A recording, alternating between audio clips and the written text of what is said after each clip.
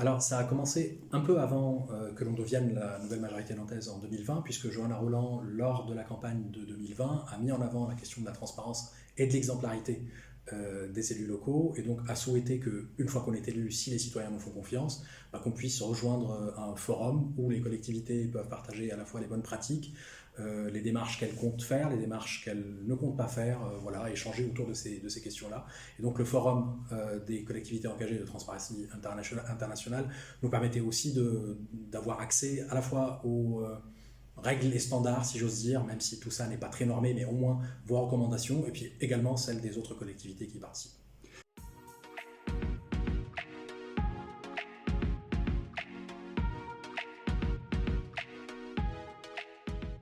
Alors, pour nous, il existe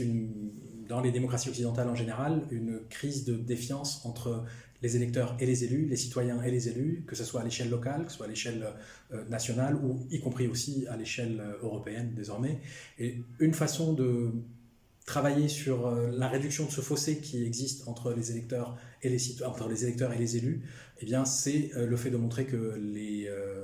élus sont transparents, sont exemplaires, respectent un certain nombre de règles de déontologie, et c'est vraiment dans cette logique qu'on a mis en place notre charte dès 2014, qu'on a renforcée en 2020, et qui impose par exemple depuis 2020 que l'élu ne reçoive absolument aucun cadeau. Donc quand vous recevez des délégations de l'étranger, ils viennent en général par politesse avec un cadeau, et bien vous le remettez dès que la réunion est finie au service de la ville qui le mettent dans le stock des cadeaux que la collectivité reçoit. C'est juste un exemple parmi d'autres. Un autre exemple qu'on a mis en place aussi, c'est cette question de la charte de déontologie elle-même qui doit être respectée et pour laquelle on fait des vérifications régulières que c'est bien respecté au travers de la commission de déontologie qui a été créée en 2020.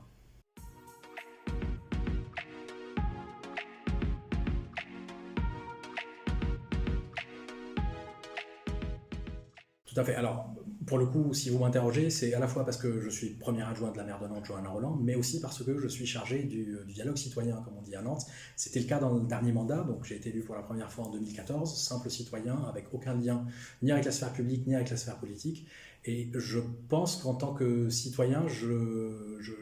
j'aurais apprécié, si j'étais pas élu, j'aurais apprécié de pouvoir participer à ce dialogue citoyen qui se met en place à Nantes, en amont de chacun des projets importants ou des équipements importants, de manière à ce que les citoyens puissent participer avec leur expertise d'usage, puisqu'ils sont les usagers de ces espaces publics, de ces équipements collectifs. Et donc la participation citoyenne pour nous à Nantes est quelque chose d'extrêmement important,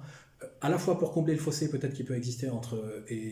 citoyens et élus, mais aussi et surtout pour rendre nos décisions publiques les plus efficaces possibles, pardon d'utiliser ce qualificatif, mais pour nous, à partir du moment où le citoyen qui est le futur usager exprime un certain nombre de besoins et de contraintes, si nous on arrive à les prendre en compte dans la réalisation du projet, en principe ce projet aboutira sur quelque chose qui répond au mieux aux attentes du citoyen.